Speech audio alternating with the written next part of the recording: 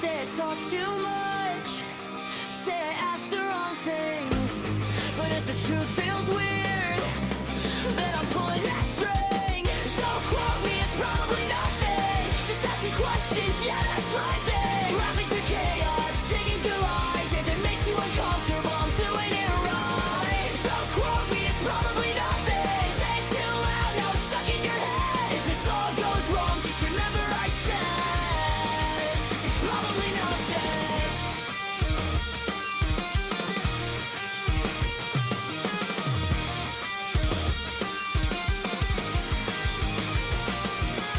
Hey, hi, hello.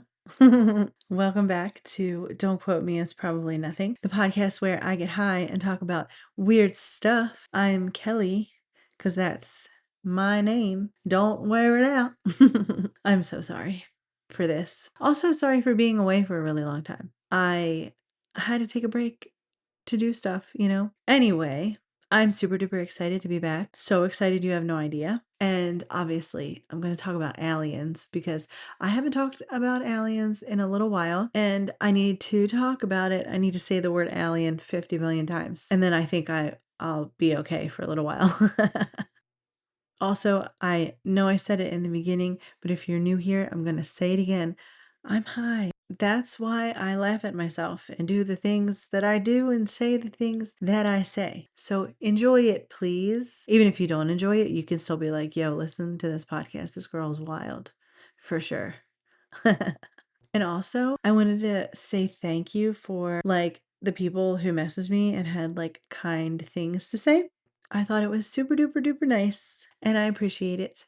And I'm super grateful. And I was gonna say for friends, but I kind of can't call you friends because I've never met you. But we can still be friends for sure. Speaking of friends, you know what I think we should bring back? The pen pals. When you would write people letters and send them out. Can we start a pen pal thing? I don't want to call it a fan club, because there's probably only one of you out there. But anyway, yeah, I want to write letters. So I'm going to I don't know, I'm going to come up with a way that we can send handwritten letters to each other and maybe play past maybe I'll get a little alien, and we'll just ship an alien all around the world, kind of like Flat Stanley. And he's going to go all over the world, but it's going to be a little alien. This sounds so fun, guys. So let me know if you want to do it. If you want to do it, we will do it. I don't know how, but we'll do it. We will. Also, welcome to my brain and what it sounds like when I come up with a super cool idea while I'm in the middle of doing something. That's probably why I started. I start so many things and then I don't finish them. I think there's something wrong with me that has a name, but I don't know what it is. One, because I'm super duper high and I can't think straight. Two, because I'm probably going to get it wrong. Because there's a bunch of things wrong with me that I think is wrong with me. This is going to be a wild episode. Also, if you hear an echo, and I'll try to edit it out, it's because I'm in a room by myself. I'm not in my bedroom anymore. When it was in my bedroom, I feel like I had clothes everywhere to absorb the echo.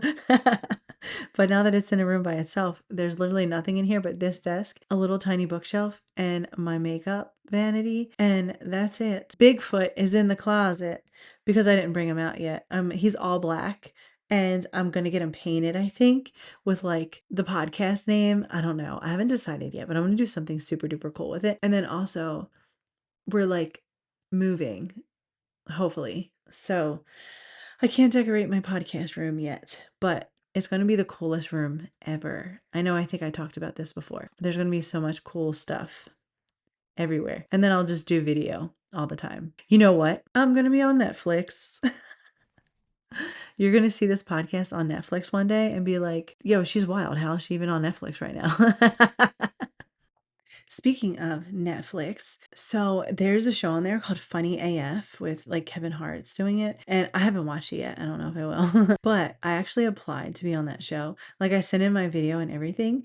And because a couple people sent me the link and they were like, dude, you have to apply to be on this show. And I didn't get picked, if you couldn't tell. I'm not in there doing funny stuff. But I also applied to be on Traders and they didn't want me, I guess, but it's okay. And then I applied to be on Survivor and also Deal or No Deal Island. And I don't think I could be on these islands and survive, because I don't know. I just don't know if you know what? That's a lie. I could. I so could. Mentally. Physically is a different story, but mentally I could survive out there. I'd be like snorkeling out there and fishing. But anyway, I'm recording this in a completely different app than what I'm used to, so I don't know how long I have been babbling for. So my bad. Hopefully it wasn't like forever. It feels like I've been talking to you guys for an hour, but maybe I wasn't. So we can do the episode now. So obviously, I'm talking about aliens because I think I already told you I was talking about aliens, but yeah. So, before I talk about what I'm going to talk about, we're going to have a little alien abduction 101. Even though I'm pretty sure if you're listening to this podcast, you know like what an alien abduction is and stuff like that. An alien abduction is when an alien abducts you. I actually don't think that was as funny as I left. But anyway, like with alien abductions, like they usually all like have things in common. So like one of the big ones is missing time. Someone could like be driving or walking or camping a lot, because it happens in the woods a lot. But anyway, they're just like minding their own business is what I'm trying to say. And then next thing they know, like some time has passed and like sometimes it could be minutes, but sometimes it could also be hours. And then they get home way later than they should have, and they have no clue why. What if they were abducted by aliens? Like earlier today, I was playing a game and 5 minutes went by really fast. What if I was abducted by aliens for those 5 minutes and I don't remember? Do you think that's like what it could be like? You're just sitting on your couch, living life, and then you get beamed up to the sky and then they do whatever and you go back down and that's that? It must have been a quick visit. Obviously, if it was only 5 minutes. Anyway, when people are abducted, they also, I may have said, hold on. I don't know what accent's about to come out. I'm really, really super duper high. In case you needed a reminder, I'm not usually this bad. I will say though, lately I have been like replying in my mind with like I would say a British accent, but like it's a very specific type. It's like the ones who all like say bruv like that, or instead of saying like isn't it, they're like isn't it. That's what I've been doing lately. But also I don't know how to stop it. So if you could help me, that'd be great. Just send me an email or something. And I don't even remember why I was talking about that. So, the next thing with alien abductions is that sometimes people say, like, oh, there was a bright light. And that could have been like a strange light in the sky or like a glowing object or a beam of light. Like, they'll see those lights first and then they see the super duper bright light. And then sometimes people also experience like paralysis where like they're awake but, like, their body was frozen. They couldn't scream or run or do anything. But then also they see beings too. And so a lot of people say that they see, like, little gray aliens with, like, the big heads and the big eyes with, like, tiny bodies, like, the real thin bodies and stuff. But not every abduction story includes the grays. I kind of feel bad for calling them grays, you know? But I also feel funny about it, so I'm gonna keep that in there. But anyway, some people also say like there's taller ones, like taller beings instead of the short ones. And then they also say that they see like insect-like beings or robotic beings. And some also describe human-looking beings, which is wild because like now people are going to be like to the guy next to him at the grocery store with the really bad mustache. They're going to be like, "Oh, look at you, Mr. Alien with the bad mustache. I know you're an alien because your mustache is bad." That's how that's going to go down. Anyway, so a lot of the stories, supposedly the beings communicate through telepathy. And it's just where like their mouth's not moving and it's just immediately what they're saying is like in your brain. Isn't that wild?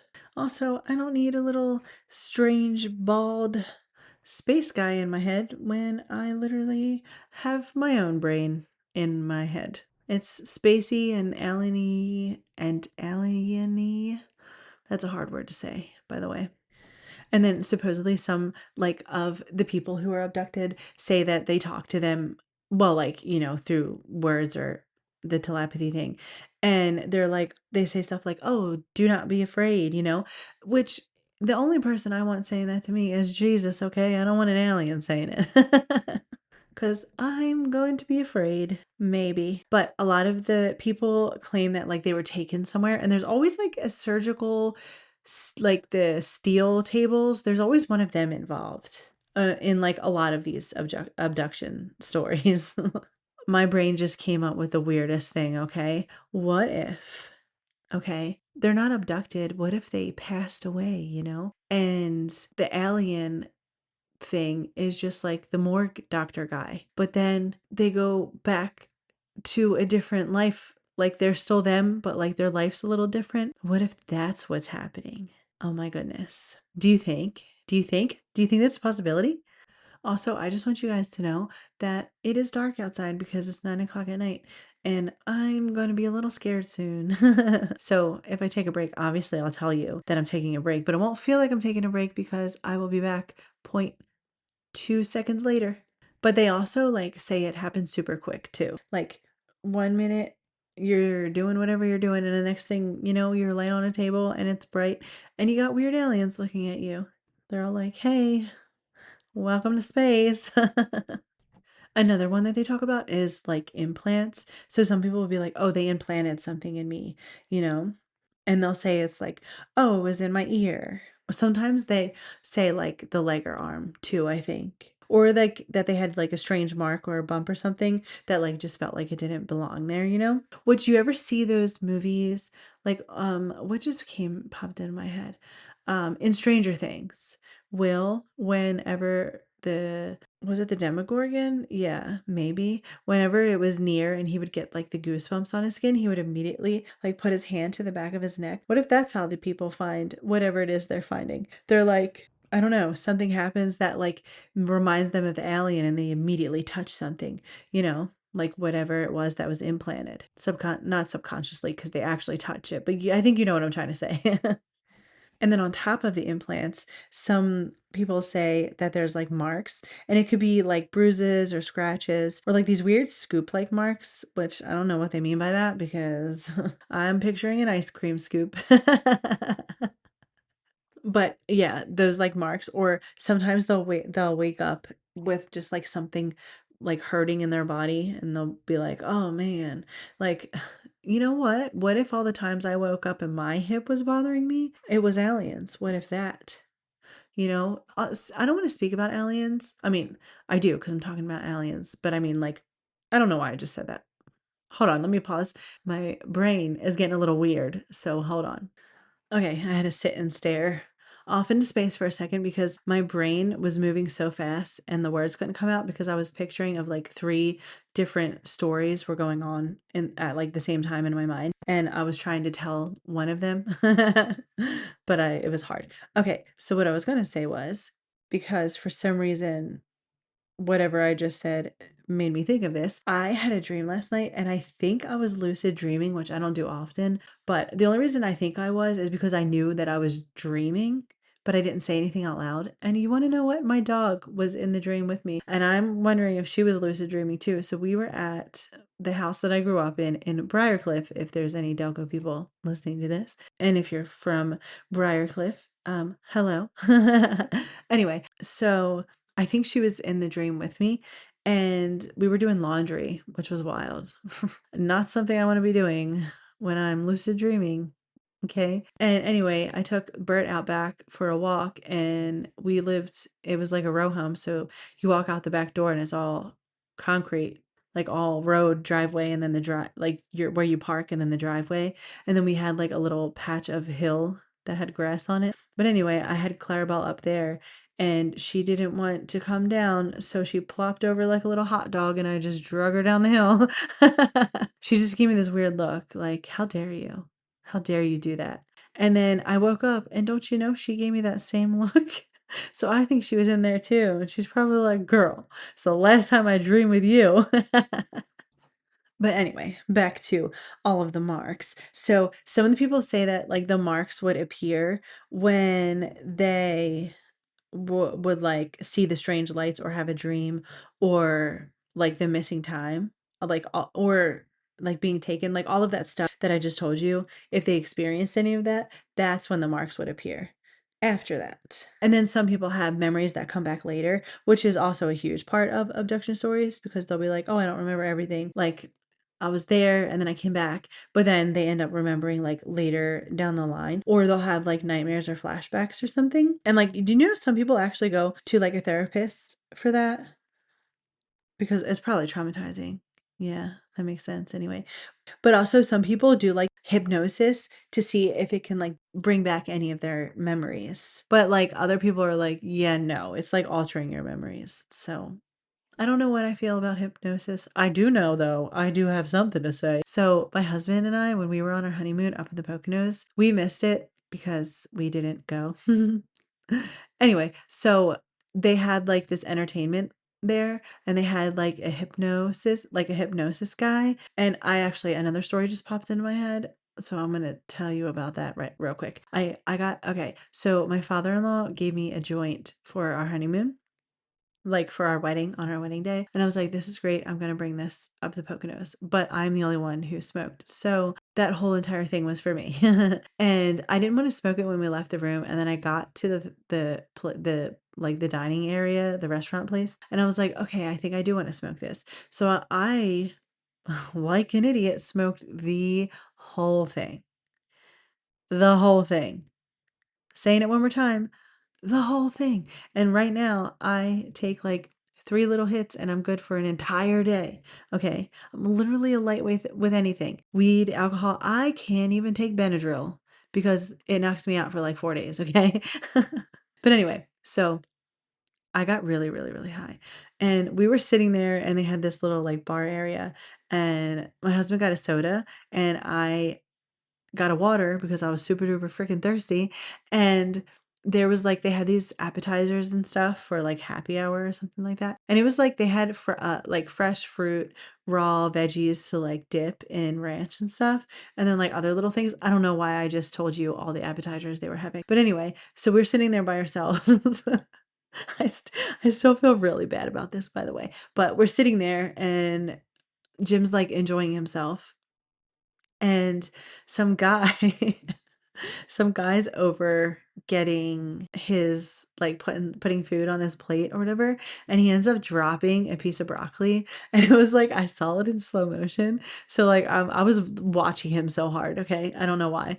And like and I ended up, like, having tunnel vision with it too. I heard nothing that was happening around me. So, he picks up the broccoli, and he goes to put it on his plate, but what he did wrong was he let go of the broccoli too soon because he wasn't paying attention. He was looking for what he wanted next. He lost eye contact with that plate, okay? And he let go of the broccoli, and it hit the edge of his plate and bounced on the floor, but, like, in slow motion, okay? And I don't know why. I think what I thought was funny was that, like, his eyes got really wide, and he looked down at the broccoli and then, like, picked his head up and, like, slowly looked around him to see if anybody noticed him drop the broccoli on the floor. Because I bet he was pretty embarrassed. He was probably like, "I messed it up. I was about to score a touchdown, and then I didn't. I was what's his face? What was his name? Was it Deshaun Jackson? Number 10 for the Eagles was running for that touchdown, and right before he got into the end zone, he freaking spiked the ball backwards like an idiot. I was so pissed. I was so pissed when he did that. And I think if I remember correctly, it cost us the game, by the way. But anyway, I don't really watch much football, but I remember that because it really pissed me off. Anyway, why am I telling you this? Oh yeah, the broccoli guy. So I don't it was like I think it was the way he like stopped and looked and turned around and everything. And I literally laughed so hard for a good 20 minutes. And my husband's like, "What are you laughing at?" And all I could say was, "He dropped the broccoli. He dropped the broccoli." And I feel like a butthole because he was embarrassed. You know, I wasn't saying it loud or anything. I was just, like, laughing really hard, and I'm not a loud laugher. If something's really funny, I do, like, the shoulder shake thing because I can't breathe because I'm laughing so hard. So I don't know why he was embarrassed, to be honest. I was pretty messed up, though. But anyway, I told you all that, and I don't even remember what I was talking about before that. So hold on, I have to go back and listen to it. Oh, yeah, the hypnosis guy. So, apparently, that night, some hypnosis guy was there, and he hypnotized some guy to make him think he had a dildo in his butt. And apparently, it was really funny, but we didn't see that, so yeah, that's what I wanted to tell you about hypno guys. But anyway, on that note, I think we should talk about alien abduction cases. So, the first one that I have to talk about is obviously Betty and Barney Hill. And I think I'm pretty sure that I talked about this way, way, way back in the beginning when this cool podcast was a little bitty baby podcast. I think I did mention it then, but I'm going to talk about it again. So, this happened in September of 1961 in New Hampshire, and it became one of like the most famous UFO stories, well, alleged alien abduction stories in America. And I hope when I said that you pictured that scene from White Chicks when he's like, "Dear Mr. Royal Hampton, I am a white woman in America."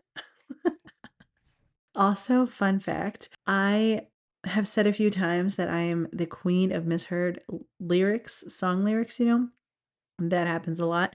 But I'm also just the queen of misheard words because I thought that they were addressing the letter to Mr. Lyle Hampton. Didn't even put two and two together that they were staying at the Hampton, like the Hampton place, and it's called like the Royal Hampton, that's what they say. So yeah. I think I put it on Facebook and someone was like, "It's Royal Hampton, you idiot." Oh man, good times, good times. But anyway, so Betty and Barney Hill lived in Portsmouth, New Hampshire. Also, it could possibly be Portsmouth because it's spelled Portsmouth. But I'm going to say Portsmouth because I'm thinking of Plymouth Rock and Plymouth spelled like the same way. So, anyway, so Betty was a social worker and Barney worked at the post office and they were married. Obviously, they both had the same last name because they were married, not because they were brother and sister. Don't know why that just popped into my brain. They also were super involved in their community and they were also active in civil rights work. So like they were just like your normal everyday people. They weren't like trying to get famous and stuff like Balloon Boy. Well, Balloon Boy's dad. We shouldn't blame Balloon Boy because it wasn't his fault. What was I talking about again? Oh, yeah. Betty and Barney. So on the night of September 19th, they were coming back from a trip that they took in Canada. And they went through places like Montreal and Niagara Falls. And they were heading back home to Portsmouth, and it was late and they were super tired, and they were driving through the White Mountains of New Hampshire, and then they saw a light in the sky. And at first they were like, "Oh, it's probably a star or like a planet or something. Maybe not." But something weird appeared. Okay, I doubt they were driving like zip plane, zip plane. I don't even remember what that's from. I just remember I used to say it a lot when I was little. Anyway, so according to Benny and Barty, Benny and Barty, Bart and Benny, what? Betty and Barney. According to them, the light was like moving really strange and then it changed direction. It got closer and they stopped like more than once so that they could look at it. And Betty supposedly, well, not supposedly, Betty reportedly watched it through like binoculars.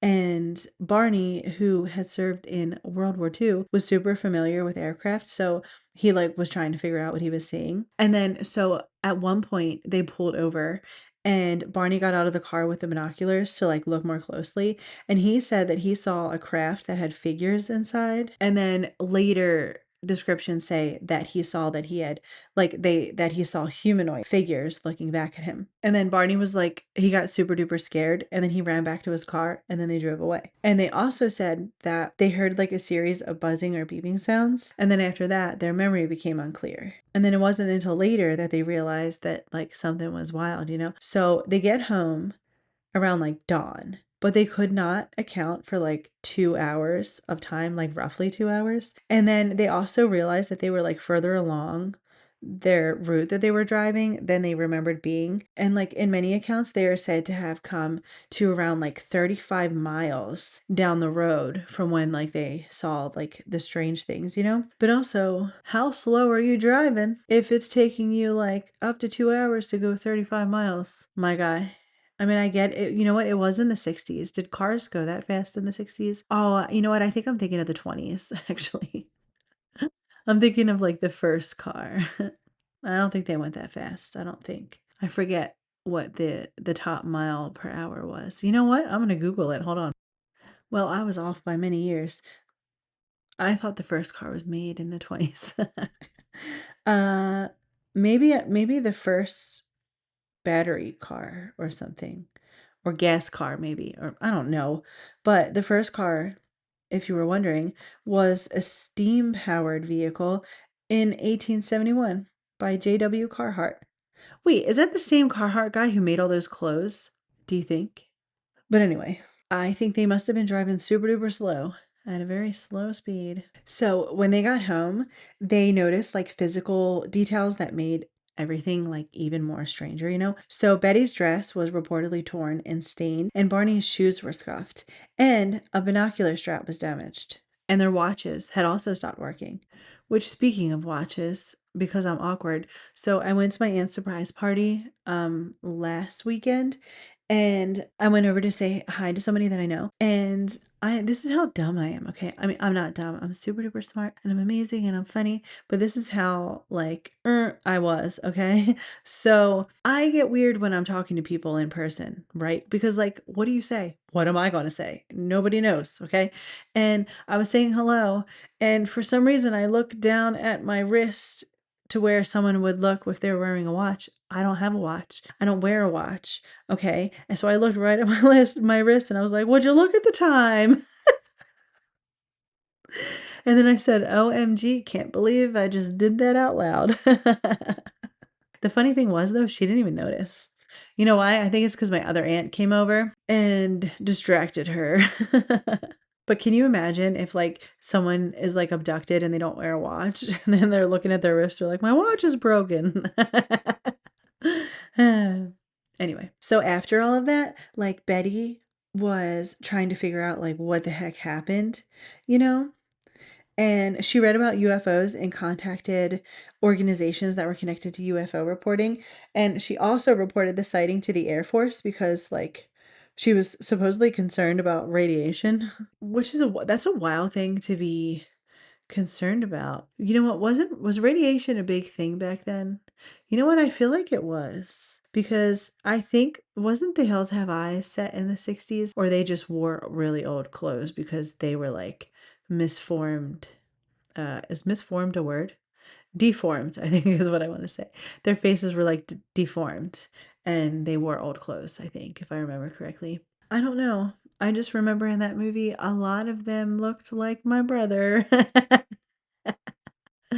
He doesn't listen to this, so it's fine. He'll never even know I said it.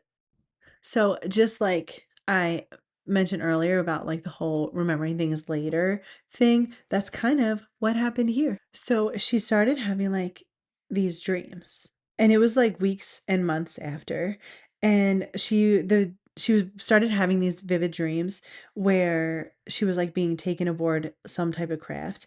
And Barney said that he experienced anxiety and health issues, including like some problems that like could connect to stress and stuff like that. So Betty and Barney decided that they were going to talk to this guy, Dr. Benjamin Simone. Could be, you know what? It was Simon. So Betty and Barney decided they were going to talk to Dr. Benjamin Simon, and he was a psychiatrist and a neurologist who used hypnosis.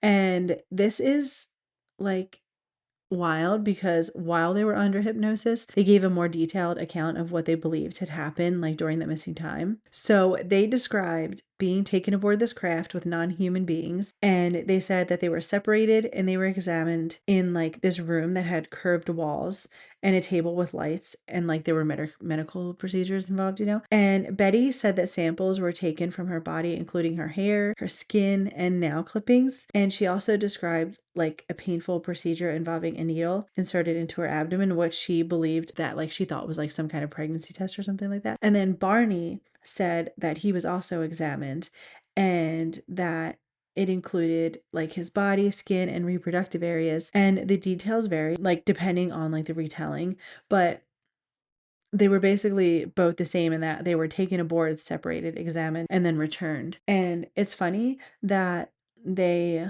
like examine his reproductive areas because they're probably like, what the heck is this thing? Because if you saw Scary Movie 3, then you would know that aliens pee through their finger. Duh. So Betty claimed that during the alleged abduction, she asked them where they were from, and then she drew a map that she said had been shown to her while she was like aboard the craft. And years later, a woman named Marjorie Fish studied the map and suggested that it matched stars near the Zeta Reticuli system. I don't even know if I pronounced that right, but maybe. And this was like a huge part of the UFO community's like interest in this case because like if the map actually matched like an actual star system, then like Betty had to have seen something that she could not have known, you know what I mean? So this case ends up like reaching the Air Force through Project Blue Book, which sounds an awful lot like Project Bluebeam. And that's funny because what if the blue book is the outline for the blue beam? You know what I'm saying? Did I say beam or bean? But anyway, Project Blue Book was the US Air Force's program for investigating UFO reports at the time, and it investigated thousands of them during its years in operation. If people see a UFO, does anybody call anyone anymore? Like, I know there's some stuff going around TikTok where there's like it could be AI, but like UFOs and stuff like that in the sky. Well, they want you to think it's AI, but it's probably real. But I've never seen one. I don't want to say yet. I don't want to see one. But why am I saying this? Oh yeah. Do you think it's just because like people don't have to call anyone to report it because they just post it on TikTok? You know? Anyway, so for Barney and Betty, the Air Force actually didn't conclude that the aliens had visited them. Later, they were like, "Oh, it was natural causes." And then they mentioned Jupiter as an explanation of what they saw in the sky. But also, if it was Jupiter, why would both of them be scared? So Barney and Betty actually like became a little bit famous after this happened. It was like some years later though, because a Boston newspaper covered it in 1965. And then in 1966, John G. Fuller, who was an author, he published The Interrupted Journey, and it was a book based on their story and their hypnosis sessions. And like before that, like a lot of the alien contact stories were like, oh, friendly visitors from space. And then after like Barney and Betty talked about their stuff, that's when they got like, these things are scary. I was afraid of signs. I close my eyes. I close my eyes during scary movies. If I know it's going to scare me, like I cover my eyes because I don't want to look at it. Because if I don't cover my eyes, I'll still look at it even though I'm scared. And then I'll regret it later when I'm trying to sleep. But anyway, so the hypnosis guy, he didn't think that the hills were lying. He thought that like they were sincere in what they were saying, but that he also didn't think that like the cause was an alien abduction, that it could have been like something else. But yeah, but Barney, unfortunately, he passed away in 1969, only a few years after that whole story. And Betty lived for decades after, and she remained involved in like UFO research until her death in 2004. But they wrote like papers, and there's photographs of it too, and they saved news clippings. And then if you go to the University of New Hampshire, you can see like their papers and photographs and news clippings and other like UFO related materials. And I think I'm going to take a road trip. I wonder, do you pass New Hampshire on the way to Massachusetts? Or is New Hampshire further than Massachusetts? I should know this. We literally used to have to memorize all of the states, and they used to be memorized so good in grade school. And then I got to high school and nothing is remembered after that, you know? Is anything remembered for you either? This next case is about Travis Walton, and if that name sounds familiar to you, it might be, just maybe, because his story inspired the 1993 movie Fire in the Sky. So, the Travis Walton incident happened on November 5th, 1975 in Arizona, and Travis was 22 years old at the time, and he was working with this like forestry crew, and it was near like the Herbert and the Snowflake area, and the crew was like doing this forest thinning work. So they were like clearing trees and brush as part of like probably a logging contract, because that's what they do. It's called logging, and they go out and they get all these trees, and that's how they make wood, I think. But anyway, that's what they were doing. They were working, okay? And it was Travis and 6 other men. So there was Mike Rogers, and he was the crew boss and driver guy. And then there was John Goulet, maybe, or Galetti, I don't know. Ken Peterson, Steve Pierce, Dwayne Smith, and Alan Dallas. And so that's a lot of people, okay? So after they were done work, they were driving back from the job site, and they were in a truck, and it was getting super dark, and they were in a wooded area, and they were tired probably because everyone's tired after work, They probably wanted to go home and eat and shower like everybody else, because like that's so good when you know like you're about to settle in for the night, and like you get a shower and you sit on the couch all comfy and you do whatever it is that brings you comfort before bed. Ugh, it's so amazing. Anyway, they said that as they were driving through the forest, they saw this like strange glow through the trees. Some tellings like say that it's like a disc shape or a metallic looking object, and that it was glowing and hovering like low above the ground, and then others say it was about 15 feet off the ground. So it depends on like who's telling the story. But like the claim was the same, that there was an object in the forest where an object should not have been. So Travis gets out of the truck and he moves toward this object in the sky. And first of all, if it's dark and I'm in the forest, I'm not getting out of any truck. No way, no how. No, thank you. Especially if there's a light in the sky. So he's like super focused on this thing in the sky, and everybody in the truck's like, no, bro, get back in the truck. But he didn't listen. He kept like approaching the thing in the sky. Anyway, everybody in the truck was like, oh, dang, because then a flash of light came and it struck him. And then they said that Travis was like thrown backwards and knocked to the ground. And then they panicked and drove away. Because, I mean, honestly, I'd probably do the same. Drive right away. I'd be like, nope, see, nothing I did. And that's my story, and then that's what I would stick to, for sure. But they said they drove away because they thought that he may have been killed, and also that they were like really, really scared. Because, like, I don't know, I feel like any normal person would be scared, like, if there was like a light coming out of the sky and just like, I don't wanna say like lightning because we see lightning all the time, but like if it just I don't know what I'm trying to say.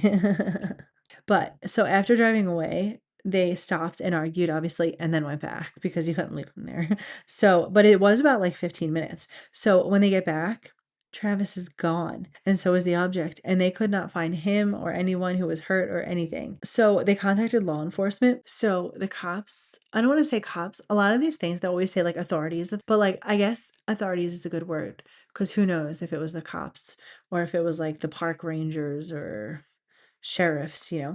Anyway, so they were looking for them, and there were search parties, and a helicopter was used to check the ground and stuff. And during the days that Travis was missing, everybody was like, yo, these men did something to him for sure. So some members of like this crew did take a polygraph test, And several of them were said to have passed when they asked whether they had harmed Travis and whether they had seen like an unusual object. So while all of this is still happening, my guy is still missing.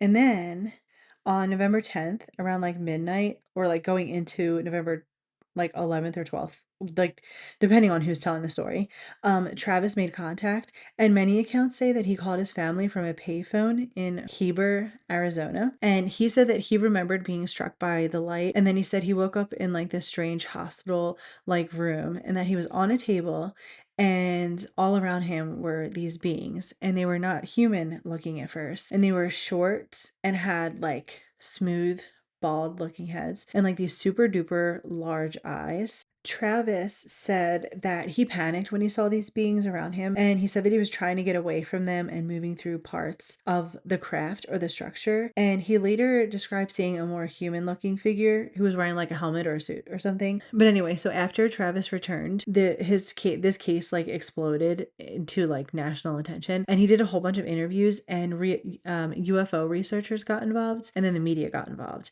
And then skeptics got involved because that's usually what happens. And then eventually Travis wrote a book called The Walton Experience, and he published it in 1978. But Travis like continued to stand by this story for decades. And he spoke publicly about it, and he goes to like UFO events and stuff like that. And some of the people who are like close to this case have said that the aftermath is like traumatic for them for sure. But anyway, in 2021, Mike Rogers, the cruise boss, he reportedly made statements suggesting that he no longer wanted to be considered a witness to Travis Walton's abduction. And there was also a recorded phone call where he suggested that the whole event involved like a hoax. But then he later was like, nah, never mind. I didn't say that.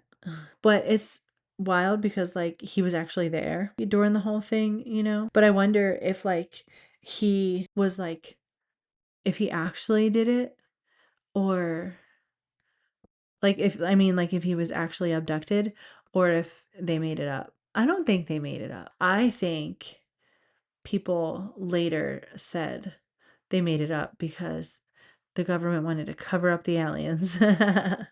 It's like the government's always like, or has always been like, we have all these UFO programs to study this stuff, but there's no aliens, there's no UFOs out there either. But we're just studying this one, but we've never had another one since, you know? That's what they used to be like. And we were like, okay. And then now we're like, hey, about those aliens. And now they're like, oh yeah, by the way, aliens are real. Here's all the stuff about aliens. So now they're going to show us all of the aliens, and we're not going to know what's real or not, you know? After telling you that story, I remember hearing it on a podcast before about like a whole bunch of aliens and stuff, but I also think I did an episode. Like I know I did the Barney and Betty case, but I'm pretty sure it was the same episode that I did this one as well that I just talked about. Do you think I pulled up the wrong notes and I'm reading you? I'm doing the wrong thing here? I'm still gonna roll with it though. We'll find out, I guess, maybe. That was a really old episode though that maybe not many people listen to. So there's that. I mean, I guess it's still not the same because like my little rambles aren't the same, you know? Do you guys like my rambles, by the way? I know one person before was like, I love your rambles. I try, like, well, I think in the beginning I tried not to. I tried not to ramble a lot because I didn't want people to be like, oh, MG, you're so annoying, which is not true because I'm not annoying. If I say it, it's not true, then it's not true, you know? That's why I said it.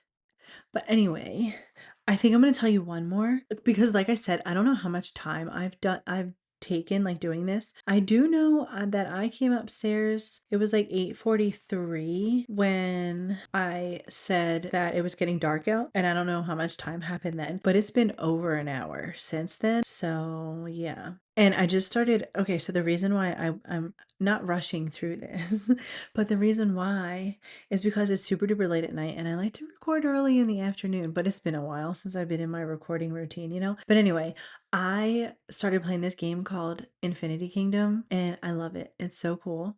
Okay. You build these kingdoms, like you have your own little kingdom, right? You're a lord. Right now I'm like a knight level 2 because I'm not that great. But so like you're like this little lord and you kill these gnomes, or as one of the guys I met on there, he calls them gnomes, and I literally me and my husband both play, and we'll be like, "Let's go kill some gnomes." But anyway, so yeah, we started playing that game, and that's what I want to do. I want to go lay in bed and play this game that brings me much joy. But anyway, let's talk about the Pascagoula abduction. So there's these two men, and their names are Charles Hickson and Calvin Parker. And this happened on October 11th in 1973 in Pascagoula, Mississippi. And it was along the Pascagoula River, obviously, because they're named the same thing. But anyway, so most reports say that Charles Hickson was 42 years old and Calvin was 19 years old, which do you think they were related? Because that's odd ages to be hanging out. So Hickson was older and he later became like the main person publicly associated with the case. And Parker, because he was younger, he was also like quieter and he struggled for years with the attention that came after this story. And so that night they were supposedly, I always say supposedly because I think I have to.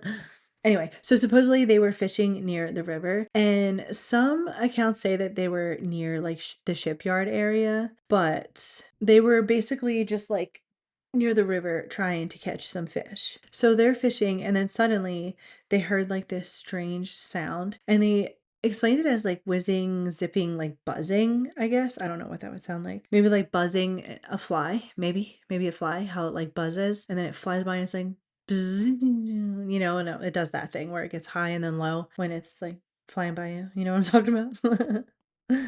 Anyway, so with all of like the sounds that they heard, they also saw lights, which if I remember correctly, a lot of the UFO sightings like that I've heard about, like when they see the lights, it's super duper quiet. You hear like absolutely nothing. But these guys saw, I almost said saw sounds and heard lights.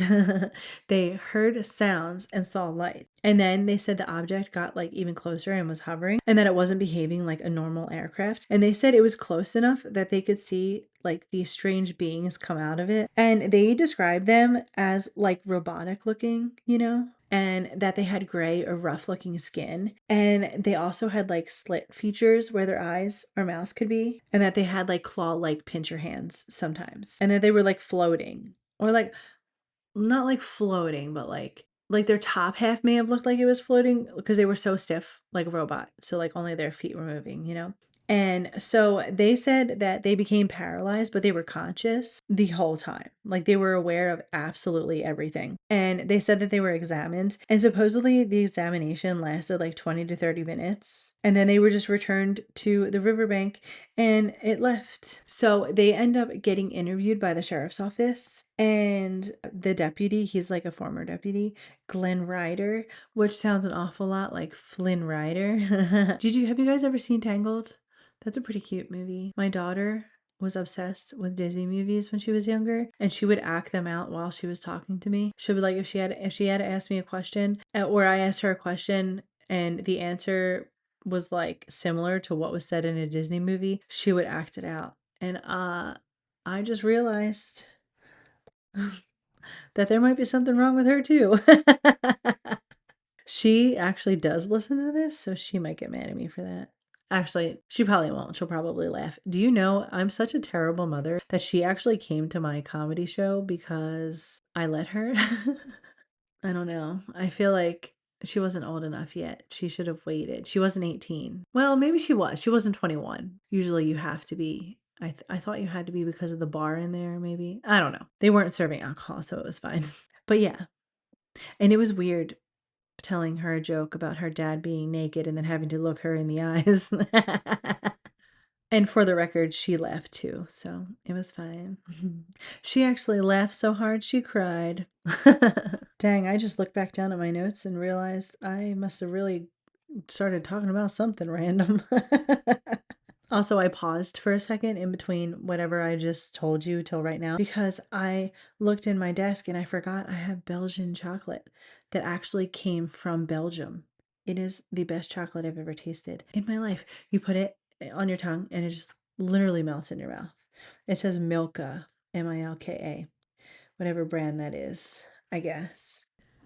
But anyway, so that deputy, Glenn Ryder, so he said that they recorded the two while they were left alone together because they wanted to catch them lying. So basically they were like, if we leave them alone, they'll think nobody's listening and then we can see if they like say anything. But like according to what Ryder said, like his later accounts, that's not even what happened because they said Parker was just still extremely upset. And Ryder said that he was like terrified. And also, if they were faking a story, I don't think they would be really upset about it. They would just have no emotion to it, you know? But the crazy thing is, like, when this all happened, like when they were abducted, like they actually did receive phone calls. Like the police received phone calls from people who said that they saw like all these unusual lights in the sky. So why would they like want to catch these people lying if other people called in like, "Hey, look what we saw. This is what we saw." And they're like, "Hey, this is what we saw." And then it took us. But anyway, there was this lady, Maria Blair, and she was a witness, and she said that she saw this strange blue light near the river, like, at the same night, but she didn't come forward, like, right away. It was years later after there was, like, media coverage on the case, and so the guys, they had drawings made of what they saw. Oh, so this case ended up attracting, like, national attention. Like, the UFO researchers and stuff got involved, and newspapers obviously talked about it. Anyway, so according to, like, a later reporting, they had drawings made of what they saw, and so there's this guy, J. Allen Hynek or Hynek, whatever, and he is, like, a big guy in UFO history stuff. So he was an astronomer who consulted for Project Blue Book, and he later founded the Center for UFO Studies, and this other guy, James, was connected with, like, this it was like civilian UFO stuff that he did, just like normal me and you being like, "Hey, let's go look at some aliens." But there like some people who like have heard this story are like, "Oh, well, the story changed like since the beginning." And supposedly one of them reportedly said like during the like examination or whatever, one of them said that like he supposedly passed out during the whole incident. And then so some people were like, "Oh, well, if that's what happened, then how do you remember what happened, you know?" So Charles Hickson, he became more public with like the interviews and he appeared on television and he actually wrote a book about the experience. And then Calvin Parker was reluctant for many years to even come forward. And he didn't publicly tell his full version when he released a book in 2018. So people from Pascagoula say that like this is like local legend. So they actually put up a historical marker near the site that was connected to this encounter and they unveiled it in 2019. So if that don't tell you that this actually happened, I don't know what would. Just kidding. I don't know if it's real or not, but I'm going to go with it is. And I also think I'm done talking about aliens for today for this one. This was more like alien abductions instead of aliens. But I think I'm done talking for today. It's 10:30 at night. I forgot how long this actually takes me to record these episodes and how long I was actually away from my family doing these. Well, I should probably work it like it's a full-time job and do it during the day hours when I'm off, you know? That would actually probably free up a lot of my time. And also, I'm super duper excited to go lay in bed and play this game because it's so comforting. It's so nice to just lay there and attack people. I don't like it though. I mean, I love it. But I don't like the feeling of attacking people, is what I'm trying to say. So that's where I'm going to leave you.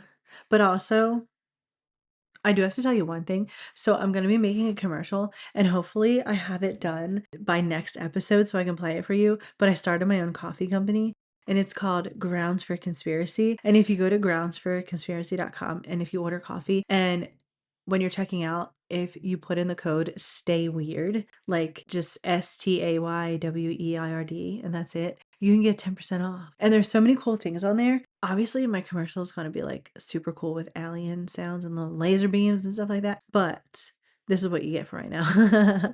But there is some pretty cool stuff in there. There's like tea, matcha, you know, that you can mix yourself, that weird whisk thing, you know, one of those. Also, matcha is delicious. And some people think it tastes like dirt. I think it tastes like a good dirt, especially when you get the mint matcha. Oh yeah, that's where it's at. I don't remember why I'm telling you this.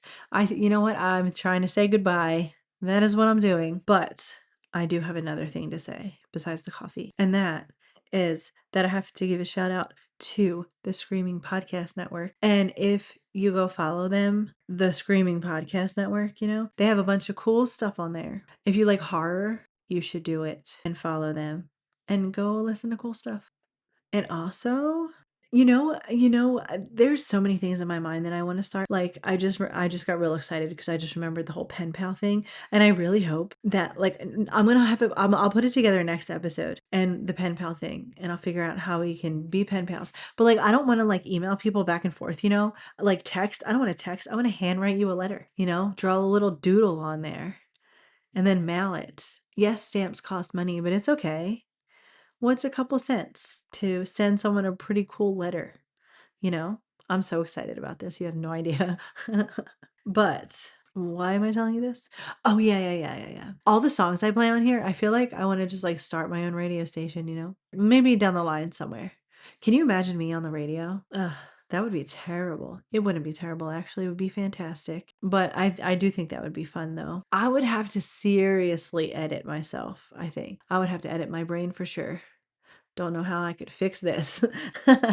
But while we're on the topic of radio, this is my favorite part of the podcast actually, where I get to say the song of the week because like I scroll TikTok and Instagram, right? And these bands pop up on my TikTok and they're so good. And I'm like, more people should be listening to them for sure. So I message them and I have to tell them I'm not a robot because one band was like, they didn't answer for a while. And then I sent a follow-up message. This was like way back in the beginning. And they were like, oh, I thought you were a robot.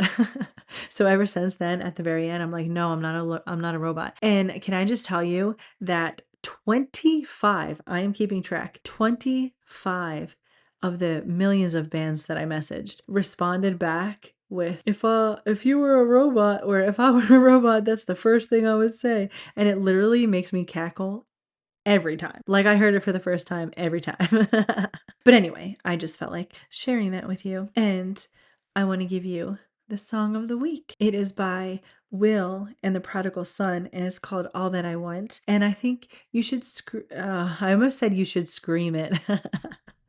But yeah, scream it at the top of your lungs. That would be nice, actually. With the windows down. Make sure you got the wind blowing through your hair while you're doing it. It's pretty freeing. Not that I do it very often. Anyway, so yeah, go stream it and listen to it and scream it because it's so good. It's giving me like I definitely hear like a young Mark Hoppus in there, I feel like. So I think you guys are gonna love it. And you should listen to it immediately and then go add it to all of your playlists and then share it with all your friends. I haven't done this thing that I say at the end in so long, so I hope I say it right. Stay weird, stay curious, go be kind to someone for no reason, and go be amazing.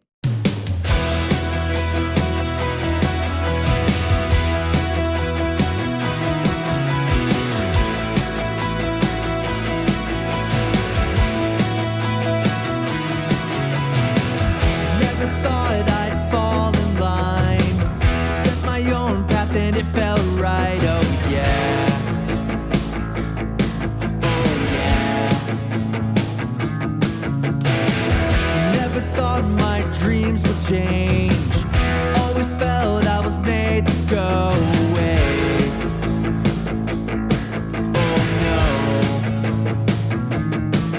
Now I can feel it in my bones. Some things you gotta let go. My life is not a show. Life sucks when you're on your own. You know, we're clear, wanna pull you here. Let's dance tonight.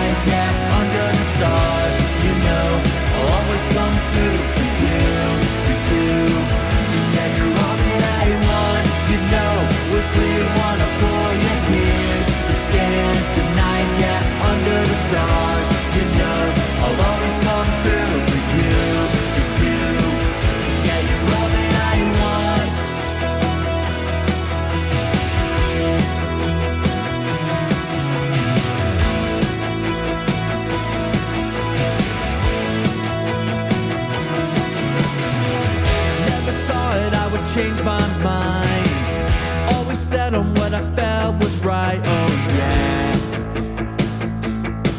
Oh yeah. Never thought I could love this way. I guess I grew up and that's okay. Oh no.